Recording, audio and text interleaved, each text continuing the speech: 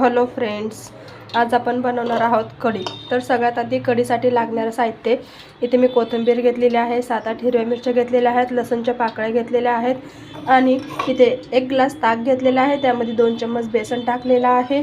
आता हे सगळं वाटण आपण मिक्सी जारमध्ये टाकून घेऊयात आणि बारीक करून घेऊयात। तुम्ही हे पाट्यावर किंवा एका उकळीमध्ये बारीक करू शकता। मी इथे मिक्सरमध्ये बारीक केलेला आहे। अशा प्रकारे हे मी बारीक करून घेतलेला आहे। आता एका वाटीत काढून घेते। हे काढून झालं आहे। आता आपण ह्याच्यामध्ये जे बेसन टाकलं होतं ते मिक्स करूयात। तुम्ही चम्मचनेही मिक्स करू शकता, पण यामध्ये बेसनाचे असे गोळे राहतात म्हणून मी हाताने मिक्स करत आहे। आता आपण कढी करूयात।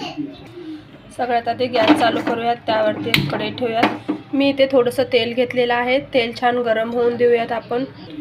तेल गरम झालेलं आहे, त्यामध्ये आपण थोडीशी मोहरी टाकून घेऊयात।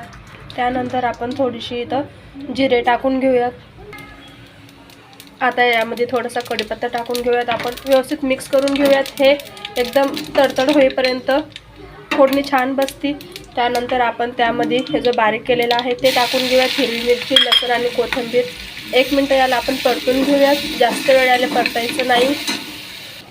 आता हे छान परतून झालेलं आहे। त्यामध्ये आपण 1 चम्मच हळद टाकूयात, 1 चम्मच धनिया पावडर टाकूयात आणि थोडंसं गरम मसाला टाकूयात। आपण यामध्ये थोडंसं लाल तिखट टाकूयात, कारण की हिरव्या मिरच्या आधीच घेतलेल्या आहेत। आपण मिक्स करून घेऊयात। आपण हे छान मिक्स झालेलं आहे। आता आपण यामध्ये हे टाकून घेऊयात, कढी जे बेसन करून मिक्स केलेलं आहे ते।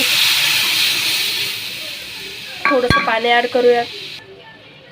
तुम्हाला जेवढं पाणी पाहिजे तेवढं तुम्ही ॲड करू शकता यामध्ये पाणी। चवीनुसार मीठ टाकून घेऊयात आपण। यामध्ये जास्त मीठ टाकायचं नाहीये। एक उकळी येईपर्यंत आपण याला गॅसवरती ठेवून देऊयात। जास्त वेळ ठेवायचं नाही। हे याला उकळी येत आहे, बघू शकता तुम्ही।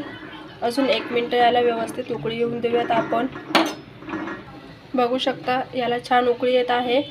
आता आपण गॅस बंद करूयात। आपली कढी तयार आहे। तुम्ही याला भाकरीसोबत किंवा चपातीसोबत किंवा भातासोबतही खाऊ शकता, अगदी छान लागते। सो आपली कढी तयार आहे।